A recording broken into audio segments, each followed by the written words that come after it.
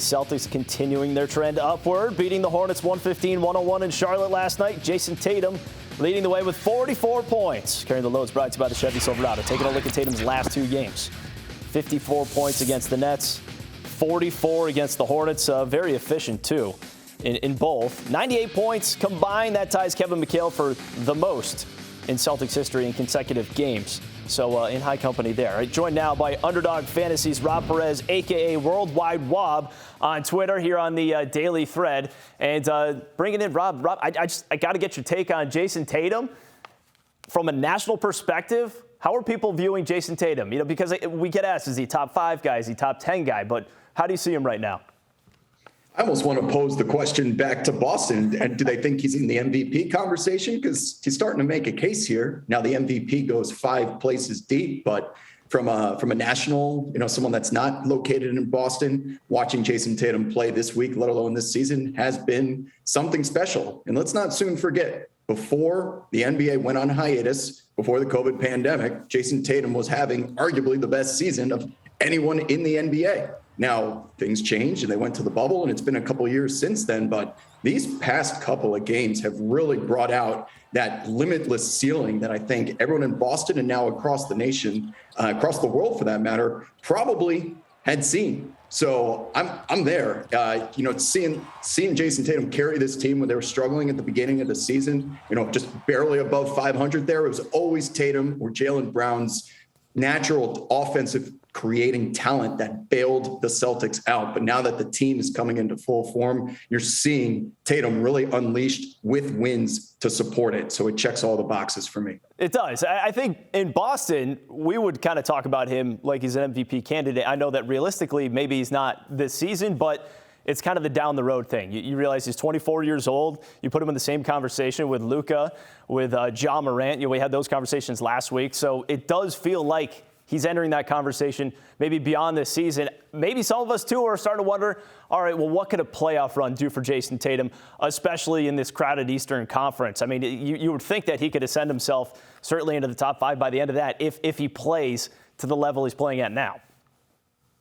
Yeah, I mean, he's seen the conference finals before, so it wouldn't be uncharted territory, nor does he need the experience. What this Celtics team needed was to figure out the defense. This really has nothing to do with Jayson Tatum's ceiling or what he can and can't do. I think that's always been a given. But now that the Celtics have a defensive rating that's back to 3rd in the NBA, the record has followed suit. Because once again, at the beginning of the season there, while we were just passing the ball to Jaylen, passing the ball to Jayson and saying SOS, save us because we can't figure it out, they couldn't stop anyone at the rim. They couldn't keep the other team in the fourth quarter from getting easy buckets. And you have to rely on these guys, these 2 guys, being the best offensive players in the league just to hold on to leads and scratch out victories. So now that the defense has been shored up there and there's been no more easy buckets, they get turnovers. It has allowed Jayson Tatum to get out in transition. He's not getting double teamed or having to play in the half court. And you're seeing it all come together. And we know what's most beautiful about being a Celtics fan is your offense technically is still rated completely average in the NBA this season with the 13th overall rating, and you're still performing at this level. For them to figure out the defense has unlocked the rest of the entire team. The other side, though, would say, okay, but who have the Celtics beat lately? Like, they haven't beaten the fully loaded Brooklyn Nets, although they did beat Kyrie and Kevin Durant, who just came back from injury this past weekend. They haven't beaten the Joel Embiid, James Harden Sixers. And can they really go toe-to-toe with Milwaukee? So all the metrics are great, and especially what they've done over the last couple of months. But is there any pause considering that they haven't necessarily faced the stiffest of competition yet? I don't like that you're turning me into a Celtics fan here with this questioning, but my response to that is going to be every team's got something going on, whether it's COVID protocols, injuries, off the court stuff we're seeing with Ben Simmons returning to Philadelphia tonight. Every team's got problems. The Celtics had them too. So I don't want to hear that you're going up against an undermanned Brooklyn team or you've just been playing Charlotte. Every team in the NBA is good. These are the best basketball players on earth, and even the worst teams out there have Mr. Basketballs from their state at some point. So there's talent on the court, and the Celtics blowing those leads to teams that were not great, namely the San Antonio Spurs. that has been figured out there. So I have no pause or regret for winning games when the Celtics have been faced with as much adversity as any of these other squads. That adversity made them put Al Horford out on the court with Robert Williams III as a part of the starting rotation. Two centers. I know Horford's not a true center in terms of being a 7-footer, but all of that adversity resulted in something like that. And you have to take that as, moving forward. So I was just trying to lure you in there, trying to get you to say all the nice things about the Celtics. That's what we're trying to do there. You did, but let's actually look at it from an odds perspective, though. If you look at the Eastern Conference and the standings and the projected odds here, and you got the Celtics right now with the fifth best odds at plus 750 to win the East. This isn't to win the whole championship, just to get to the NBA Finals. The Bucks, Sixers, still your favorites. You got Brooklyn right behind them, and Miami, who continues to play well. I don't know. I think people kind of felt like they might falter a little bit. Chicago, meanwhile, although they did come back and beat Detroit last night, has certainly fallen on harder times here. But do you see value on that board with the Celtics at plus 750 or another team that's up there? There's certainly worse bets to be made. I'll go that far, but it's as every single season that goes by with the NBA playoffs, it's about matchups, and that's it. So if the Celtics want to avoid the Bucks, the Nets, and the Sixers in the first round, you're probably going to want to finish in the top 5 in the East. That if you get that 5th seed, that's going to line you up with the 4, and you can likely avoid 2 out of those 3 teams. Again, this is a math equation here, because if you finish 6th, then you're most likely going up against Milwaukee. And now there's really no easy first round matchup, especially with the East this deep. But if I'm playing the Cavaliers instead of the Bucks, or even the Bulls instead of the Bucks, I'm going to feel like that's a better matchup for these Boston Celtics, who, if you're going up against Joel Embiid, we know that he gets guys out of the game in the front court within a couple of minutes in foul trouble. So I would be looking more to how can the Celtics play one of these teams without a true dominant center. And, they proved it against Kyrie, Kevin Durant, that they can win on their home floor. It's going to come down to matchups. So I'll say that number is pretty fair. I'm not in a rush to go bet it by any means, but let's cross that bridge when we see who they're playing in the first round and their road to the conference finals. Okay, but let's talk about some of those first round matchups then. Of those 3 teams you just mentioned, and maybe even throw Miami into the mix as well, although it doesn't seem like you're going to be facing Miami. But who do the Celtics have the best chance at beating between Brooklyn, Philadelphia, and Milwaukee? Who would be the one team where you say, all right, that's a matchup that they can win? Just thinking out loud here, but I know I wouldn't want to play Philadelphia just because I'm worried about Robert Williams being able to stay on the floor in a 7-game series.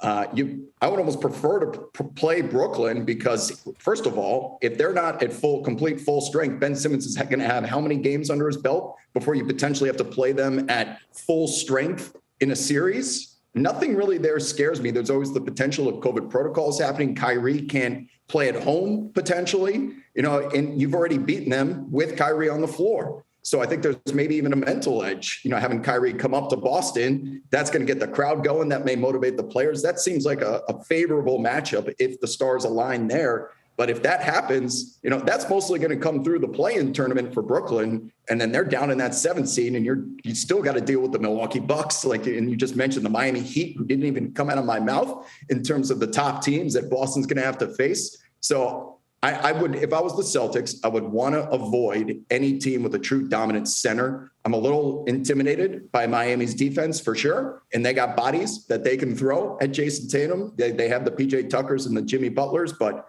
let's stay away from Philly, I think, is the best course moving forward. Philadelphia interests me a little bit. They've been playing extremely well. Joel Embiid, the James Harden kind of combo has worked out. It was good, kind of one of those things. Let's wait and see what it looks like. It's looked pretty good. They have a big matchup tonight, though. You're going to see Philadelphia taking on Brooklyn, and, of course, the 2 teams meeting a month after the trade in which James Harden was sent to Philadelphia and Ben Simmons was sent to Brooklyn. Before we get into the Ben Simmons stuff and the guys on being on opposite teams and everything else, how much can we learn about each team in this kind of matchup tonight with Ben Simmons not on the floor? Well, you kind of answered your own question there. We're not going to learn a whole lot about Brooklyn until we see him on the floor, because let's use the Boston game as an example. They would have sent Ben Simmons over there while Jayson Tatum was lighting them on fire. And Kevin Durant is a great defender in his own right, but you don't want to be asking him to defend the other team's best scorer while having to be Kevin Durant. That's a lot to ask for in the month of March. So I know at this point we probably have figured out what the Brooklyn Nets are with KD and Kyrie. They are as dynamic of a scoring duo as arguably we've ever seen, but we're not going to get the real answers for that franchise until Ben Simmons enters the lineup and they can utilize him in the ways that he's at his best. On the other side of the court, you've got Philadelphia, who we're starting to get a sample size here of a team that's you didn't think they would probably put it together this quick. James Harden needing the ball so much, but at the same time, he won an MVP by being the point guard for the Houston Rockets. And I'm guilty of trolling and baiting on Twitter myself. But James Harden's best position has always been at point guard. And you've heard even his former teammates in Kevin Durant and Kyrie Irving say that. So now that he has freed up space for Joel Embiid, we hear him in the post-game press conference say, I've never had this much room to operate in my career. It's starting to look like a match made in heaven, and I haven't even talked about Tyrese Maxey. Oh, Tyrese Maxey's been amazing. It's been a great pick for them. Now let's get into some of the drama in Philadelphia tonight. I'm having trouble understanding why Ben Simmons is not playing basketball at this point. I understand maybe they're saying that there's a back injury, whatever. He hasn't been playing all season. You thought that maybe when Kevin Durant returned, you see Ben Simmons on the floor. I will give him credit that he is going to Philadelphia. He's in the building. He was there earlier today. What do you expect from a reception standpoint from Philadelphia when Ben Simmons enters the arena tonight for the Nets-Sixers game? I mean, anything short of ruthless would be surprising to me.